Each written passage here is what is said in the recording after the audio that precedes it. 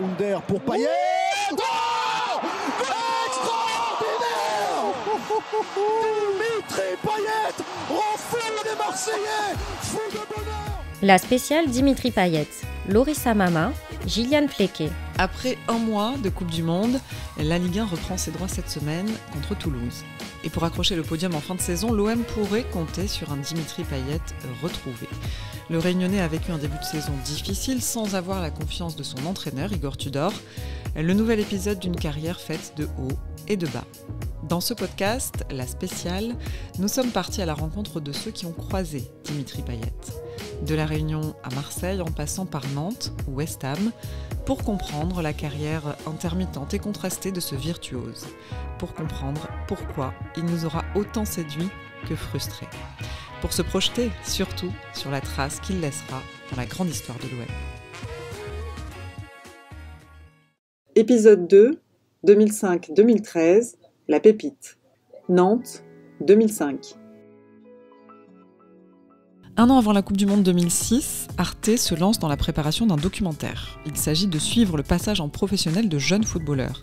En arrivant au centre de formation de Nantes, Vincent Magnier et François Guillaume entendent rapidement parler d'un jeune Réunionnais de 18 ans. Je m'appelle Dimitri Payet, je suis arrivé au club au mois de janvier, c'est-à-dire il y a un an maintenant, et je suis originaire de l'île de la Réunion. L'Académie du foot, diffusée en marge du mondial allemand, suivra Dimitri Payet et 3 autres jeunes pousses de la Jaunelière. Et Vincent Magnier, l'un des 2 réalisateurs, nous en parle. C'était le plus talentueux déjà à l'époque. Depuis les premières fois où on voit Dimitri jouer à l'entraînement jusqu'à la fin de la saison, c'était une pépite. J'ai toujours dit qu'il fallait être aveugle pour voir qu'il n'avait pas de talent. Gilliane Flequet, tu es journaliste au service web de la Provence où tu suis l'Olympique de Marseille et tu es partie sur les traces de Dimitri Payet.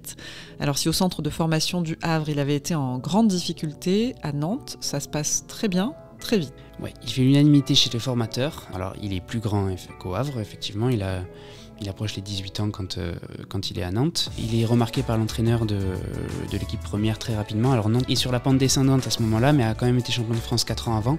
Donc ça reste un bon club de Ligue 1 et ça reste surtout un très bon centre de formation. Donc c'est quand même pas banal d'être remarqué si vite comme ça dans cette dernière année pro par l'entraîneur de l'équipe du FC Nantes. L'entraîneur dont tu parlais, c'est Serge Ledizé. C'est ça. Vincent Magnier. Très vite, ils nous ont dit mais on va avoir besoin de Dimitri. Il aurait dû aller beaucoup plus vite en Ligue 1, sauf que j'ai pris un carton rouge avec l'équipe réserve en CFA. L'Académie du foot, les bons clients, Arte France. Mais il y a le mec qui pousse la balle, et on leur dit, je lui dis ça sert à rien. Et puis après il met une gifle, et puis voilà. Puis l'arbitre il met rouge à nous deux. C'est dur. Quand on prend des coups tout un match, et puis après à la fin c'est nous qui prenons un rouge. Je pense que c'est pas logique. Gilliane, on voit que sa forte personnalité lui joue toujours des tours néanmoins. Ouais, il y a encore quelques bêtises sur le terrain et en dehors, mais il reste apprécié de tout le centre. Globalement, on apprécie Payet parce que c'est un gentil, même s'il est encore timide dans la vie.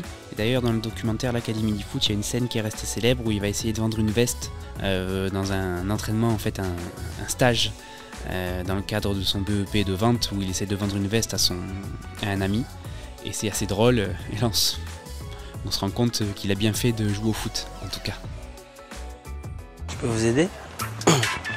Ah oui, je cherchais un cuir, mais franchement, j'ai vraiment aucune idée. Dans ce modèle-là, ou dans ce style-là aussi, mais plutôt dans cette colorie avec un jean.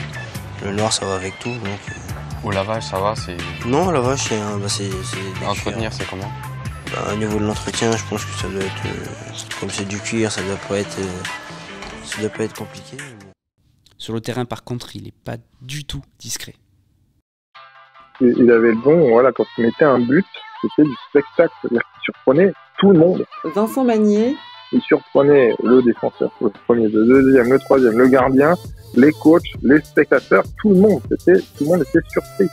Quand tu regardes du foot, parfois tu as des buts qui sont pas surprenants. Lui, à chaque fois, c'était ça. Et il va être récompensé rapidement. Oui, le train il repasse une deuxième fois, cette fois il ne le manque pas. C'est le 17 décembre 2005 contre Bordeaux et là il rentre à 9 minutes de la fin pour son premier match en Ligue 1. L'Académie du foot. Je vais te prendre dans le groupe pour Bordeaux. Moi j'ai besoin d'un joueur qui soit susceptible de jouer devant, voire éventuellement aussi sur un côté. Comme je sais que tu peux jouer à droite, à gauche. Et il y a le préparateur physique, Xavier Bernard, qui fait un signe de loin, et puis moi, je me pointe du doigt, il me fait oui, et ensuite voilà, quoi. Là, c'est limite crise cardiaque, là, ça c'est... Je me dis, je suis content, mais je me dis merde, voilà, c'est à mon tour maintenant, donc... Voilà, quoi, on souffle un peu, quoi. Allez, Dimitri Payet qui va venir se mêler à cette lutte âpre. Le premier ballon que j'ai, Nicolas Savilleux me la met un peu dans le dos, je suis sur le bord de la touche, elle me passe sous le pied et elle sort. Là, il y a le stade qui crie un peu pour se foutre de moi un peu, donc là j'étais bas là dans ma tête déjà, et mentalement j'étais pas bien du tout, j'étais un peu au fond du gouffre, c'était difficile de relever la tête et se dire ouais ben t'as déjà perdu 2 ballons, bah tu te dis déjà le 3e qu'est-ce que je vais en faire, quoi. Je me dis aussi qu'après c'est mon premier match et puis ouais, ça m'a servi de leçon. Surtout ce que j'en retiens c'est qu'il me faut encore beaucoup de travail pour arriver au niveau, quoi. Est-ce que ça se passe mieux pour son second match ? La deuxième chance, elle arrive quelques temps après Noël. Il rentre encore, il va lui falloir 120 secondes pour marquer son premier but chez les pros. L'Académie du foot. Et ce premier but en Ligue 1 pour ce jeune joueur sorti du centre de formation. Donc à la fin de cette dernière année de formation, il y a un contrat stagiaire qui l'attend. Il a fait quelques bouts de match, il est pris avec l'équipe pour la saison 2006-2007. Et c'est au mois de septembre qu'il connaît sa première titularisation et il va marquer un but exceptionnel. Contre Lille. Contre Lille, c'est une frappe puissante aux 25 mètres dans la lucarne. Le premier chef-d'œuvre d'une longue série et sortira plus du 11 après ce but. Si c'est bien fait, Payet. Collectivement, en revanche, c'est une saison difficile, compliquée. C'est un cataclysme. Nantes lutte pour le maintien. Ils vont changer d'entraîneur à 2 reprises. Ils finissent la saison avec Michel Derzakarian et Jafet Endoram. Et eux réussiront pas à sauver le club, qui va descendre en Ligue 2, ce qui est à l'époque un drame pour le FC Nantes. Mais la seule satisfaction personnelle de cette saison-là chez les Canaries, ce sera Payet. Alors lui, il va pas très bien finir parce qu'il va notamment s'embrouiller avec Barthès à un entraînement après un tacle trop rugueux du champion du monde. Mais tout le monde voit en lui un bon espoir de Ligue 1 et donc il va quitter le club pour rester justement en D1 et continuer sa progression.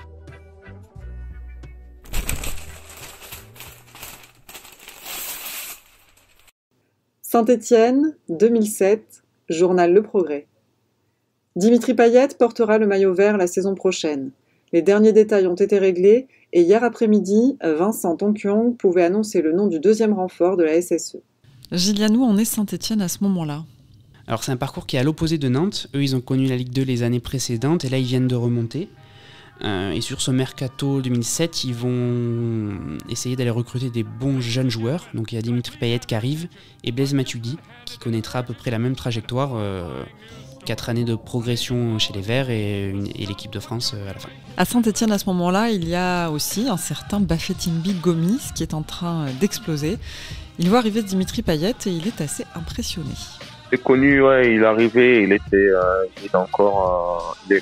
très jeune, mais déjà très très doué. Gillian, comment ça se passe pour lui à Saint-Étienne ? Alors les débuts sont assez timides. La première saison, il marque pas, mais il va donner 2 passes décisives. Et la deuxième, elle est très importante. Il donne un centre à Bafé Gomis contre Monaco, alors que Saint-Étienne joue sa qualification en Coupe d'Europe. Et donc Gomis marque, Saint-Étienne en marque 3 autres. Et ils vont se qualifier, ils vont faire leur retour en Coupe d'Europe pour la première fois depuis 1983. Bafétimbi Gomis. Moi qui joue aux avant-postes, j'ai pu bénéficier des caviars qu'il met, parce que quand il y a Dimitri dans une équipe et que tu es l'attaquant, tu sais que c'est un joueur qui va te donner une bonne dizaine de passes décisives dans la saison. C'est quelqu'un qui sait orienter le jeu, qui joue toujours face au jeu, qui remet toujours l'équipe dans le bon sens et qui a ce don de pouvoir jouer en une touche et de voir ce que pas tout le monde sur un terrain peut voir, qui pue le football et c'est ça. Dimitri découvre donc la Coupe UEFA la saison suivante et il remplit enfin les feuilles de statistiques. Il marque 7 buts, il donne 7 passes D, mais il est irrégulier. C'est quelque chose qui reviendra ensuite beaucoup dans la suite de sa carrière. Et sur sa 2e année à Saint-Étienne, il n'est pas aidé par le contexte, puisque les Verts luttent pour le maintien, ils se sauveront la dernière journée. Il n'est pas toujours passé par des moments faciles, parce qu'à Saint-Étienne, on a eu des très bons moments, mais aussi des moments difficiles, et ça a été très formateur. Et Dimitri est un de ces joueurs qui est ressorti grandi de de cette période stéphanoise où il y a eu des hauts et des bas. Il est tombé, mais il s'est toujours relevé. D'autres pourtant pointent par contre son manque d'investissement. Notamment son entraîneur Alain Perrin. Autant sur la première saison avec Laurent Rousset, ça s'était parfaitement bien passé, parce que c'est quelqu'un d'affectif qui appréciait Dimitri et qui donnait des marques d'affection à Dimitri. Autant Perrin est plus distant et lui va lui reprocher son attitude, sa négligence sur le terrain, ses sorties nocturnes. Donc ça se passe moins bien au niveau relationnel. Dimitri, il a toujours été dans l'affectif. Il a toujours eu besoin d'un entraîneur qui le responsabilise, qui lui donne aussi beaucoup d'amour. Ça a été le cas à Saint-Etienne avec Rousset. Après, ça a été moins le cas avec Perrin. Mais on le voit après avec Galtier, qui a su comment le prendre. Et on a vu un grand Dimitri. C'est quelqu'un qui a toujours aimé avoir des responsabilités. Oui, en effet, Christophe Galtier a remplacé Alain Perrin en décembre 2009 à cause des mauvais résultats. Et avec lui, ça se passe beaucoup mieux. Galtier, c'est sa première expérience sur un banc en tant qu'entraîneur principal. Il a été adjoint à l'OM et à Saint-Etienne et Lyon avec Perrin. Et c'est un entraîneur qui fonctionne assez à l'affectif. On le sait encore aujourd'hui à Paris, et c'était le cas à Nice ou à Lille.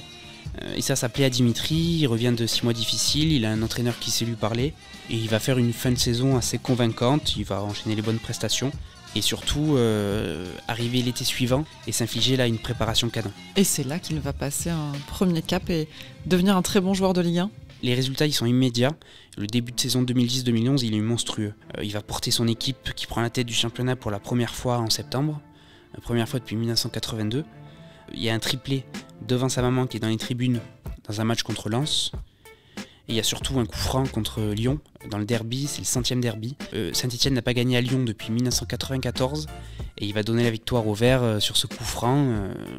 Il est rentré dans la légende de l'équipe stéphanoise et les supporters s'en rappellent encore aujourd'hui. Dimitri Payet avec son pied droit, c'est frappé et le but, l'ouverture du score de Dimitri Payet. Coup de tonnerre ici à Gerland. Lyon n'a pas su profiter de ces innombrables occasions. Et voilà le meilleur joueur stéphanois, le meilleur buteur du championnat, Dimitri Payet, qui assène un coup terrible à son voisin lyonnais. Bafétim Bigomis, passé du côté de l'Olympique lyonnais et adversaire de Payet ce soir-là. C'est un moment très difficile pour nous parce qu'on avait dominé ce match de la première à la dernière minute. Et voilà, des fois, Dimitri a beaucoup de talent dans ses pieds. Et il a fait parler, il a changé le match sur un coup franc qui nous mettait au plus mal. Mais bon, il n'en était pas à son coup d'essai. Évidemment, ça ne va pas échapper à un homme, Laurent Blanc, qui est à ce moment-là le nouveau sélectionneur de l'équipe de France. Il a pris la tête de la sélection après le fiasco de Naïsna l'été précédent. Donc il y a un renouvellement de génération et Dimitri est convoqué pour le rassemblement d'octobre. Il va connaître sa première sélection le 9 octobre 2010 contre la Roumanie au Stade de France où il entre à 5 minutes de la fin. Mais ça lui suffit pour délivrer sa première passe décisive. À Yoann Gourcuff, pour le deuxième but des Bleus, il gagne 2-0 et il va même en donner une autre 4 jours plus tard contre le Luxembourg. Il y a eu pas mal de changements, je pense que d'année en année et de match en match, je me suis servi de ce que j'ai appris pour le remettre à chaque fois au prochain match et de doucement avancer et progresser. J'ai fait le point aussi pendant les vacances avec ma famille et mon agent de ce qui allait pas et repartir sur de nouvelles bases. Et ça m'a beaucoup aidé pour l'instant. Et cette superbe forme, elle va faire des candidats, évidemment, pour le mercato d'hiver. Alors la presse stéphanoise relatait à l'époque qu'il y avait Liverpool et Chelsea qui se renseignaient, mais c'est à Paris que Payet veut aller. Les Qataris ne sont pas encore là, ils vont arriver 6 mois plus tard, mais Paris est sorti de ces années difficiles et redevient un bon candidat aux places européennes. Et c'est là que Dimitri veut aller pour passer un cap. Ça sera le feuilleton, ce mercato d'hiver, il veut absolument y aller, il donne une interview dans l'équipe qui fait la une à l'époque, qui avait été très mal prise à Saint-Etienne. Il va même à Paris au dernier jour du mercato pour forcer la négociation. Mais Saint-Etienne ne va pas flancher et il va finir sa saison chez les Verts. Il y restera encore 6 mois mais finira par partir. Paris est en pleine révolution qatari, QSI a pris le contrôle du club 6 mois plus tôt. Mais Payet va faire un autre choix, il va aller à Lille qui vient de remporter le titre. Et il va découvrir Rudy Garcia pour la première fois. Lille qui vient d'être champion de France. Est-ce que ça n'est pas en partie à ce moment-là que commence l'histoire entre Dimitri Payet et l'OM ? On peut en tout cas imaginer que sa carrière elle aurait pris une autre tournure s'il était parti à Paris, Paris qui devenait l'un des meilleurs clubs d'Europe. Il aurait joué avec des Ibrahimovic, avec des Verratti. Il aurait gagné des titres déjà, un peu plus qu'il en a gagné là. Et surtout, vu son caractère, chambreur, s'il avait fait des conférences de presse à J-2 comme il a fait pour Paris ou Lyon, je pense qu'il n'aurait pas été très très bien accueilli au Vélodrome et ça aurait été compliqué après de basculer. Bon là on est dans la fiction, mais en tout cas on peut imaginer qu'il aurait peut-être pas mis un pied à l'OM s'il fait un autre choix cet été-là.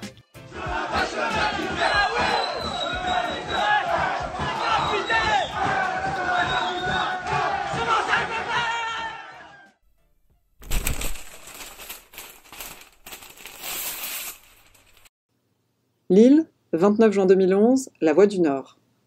Les derniers fax entre Lille et Saint-Étienne ont crépité lundi et hier, avant de cesser enfin. Tombés d'accord sur le montant du transfert de Dimitri Payet, les deux clubs ont ouvert la voie au mouvement du joueur. Contre environ 10 millions, 8 millions plus des bonus, Lille a arraché son gaucher international à la SSE. Il a signé en fin de journée pour 4 ans. Gilliane, pourquoi ce choix du LOSC ? C'est un challenge sportif intéressant, on l'a dit, Lille vient de réaliser le doublé Coupe-Championnat. Il va jouer donc la Ligue des Champions, donc c'est une progression pour lui, il va découvrir cette compétition. Lille a été champion avec le trio Gervinho, Hazard, Sceaux, et Gervinho est parti à Arsenal, et donc il vient pour le remplacer, donc il arrive normalement pour être titulaire et pour lui donner un nouveau cap à sa carrière. Ouais, on reste dans l'organisation habituelle, je dirais, de la saison dernière, avec Bassa à côté de Chedjou en défense centrale, ensuite Pedretti qui a pris cette place de Cabaye dans un poste avancé au milieu de terrain, et Payet sur le côté droit, voilà. C'est du classique côté lillois. Alors il va jouer son premier match contre l'OM, c'est à l'occasion du Trophée des Champions. C'est ça, et les Dogs le perdent 5-4 contre l'OM de Deschamps, et là il perd une première occasion de titre, il y en aura de nombreux autres ensuite. Comment elle se passe globalement cette première saison ? Elle n'est pas très bonne, en tout cas au début. Il y a une autre recrue qui est arrivée, c'est Joe Cole, qui a joué à Chelsea, qui a joué des finales de Ligue des Champions notamment avec Chelsea. Et donc il est barré par Joe Cole, il est barré par les blessures aussi. Mais au club on n'est pas content de lui, et le président Michel Sédou a même une sortie assez agressive contre Payet. On en vient finalement peut-être à regretter le prix du transfert, parce que Payet est arrivé à Lille avec la plus grosse somme de l'histoire du club.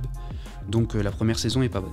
À cette époque, Tullio de Melo évolue également à Lille. Il s'entend très bien avec Dimitri Payet et il nous raconte ses premiers pas. La première saison était un peu plus compliquée. Je pense que l'équipe aussi, les supporters, ils étaient exigeants vu qu'on venait d'être champion. Donc la barre elle était très haute. Mais c'est normal quoi. Il arrive pour remplacer un très grand joueur. Lui aussi qui est un très très grand joueur. Tout le monde y attendait beaucoup de lui. Ouais, c'est pas qu'il était mauvais, c'est juste que voilà, l'attente était trop haute. Lille prend finalement la 3e place sur cette saison 2011-2012. La deuxième partie de saison est un peu meilleure, mais c'est vraiment la saison suivante que Payet s'adaptera. Là, il est le meilleur Lillois. Il a marqué 15 buts, donné 13 passes décisives. Cette saison 2012-2013, c'est une de ses meilleures en Ligue 1 jusqu'à maintenant. Dimitri, c'est vraiment quelqu'un de très bonne humeur, tu vois. Il se faisait très chambreur par ses tatouages, parce qu'il a des tatouages ridicules sur lui. Donc, moi, j'étais le premier à le chambrer. Et il me chambrait aussi. Donc entre nous, c'était vraiment une très bonne ambiance dans le vestiaire. Et Dimitri, sans doute, il contribuait beaucoup pour ça. Par sa bonne humeur, par les habits qu'il venait, tu vois, ça nous faisait déjà rigoler. Donc c'était quelqu'un de très important sur le terrain et aussi dans le vestiaire. Après qu'il s'est adapté, qu'il était vraiment, je vais dire, à l'aise et il a pu exprimer tout son football là-bas. Et voilà, on a pu voir tout son talent. Là, c'est un joueur très facile à jouer parce qu'il est très intelligent. Je pense que son intelligence, c'est bien savoir les caractéristiques de chaque joueur qu'il joue avec. Donc, il nous a apporté vraiment avec sa technique, sa touche de balle, sa frappe. C'est un joueur qui, on sentait qu'il pouvait faire la différence. À lui tout seul, tu vois. Alors Gilliane, il se sent bien au club, mais il finira par partir. Ouais, il y a un changement d'air au LOSC en fait, parce que Rudy Garcia s'en va à Rome, il accepte l'offre de la Roma, et Payet va accepter l'offre de l'OM qui fait cette année-là un gros recrutement, et lui en est la tête de gondole, il rejoint donc Marseille à l'été 2013. La spéciale Dimitri Payet, le nouveau podcast OM de la Provence, signé Gilliane Flequet, est présenté par Loris Amama.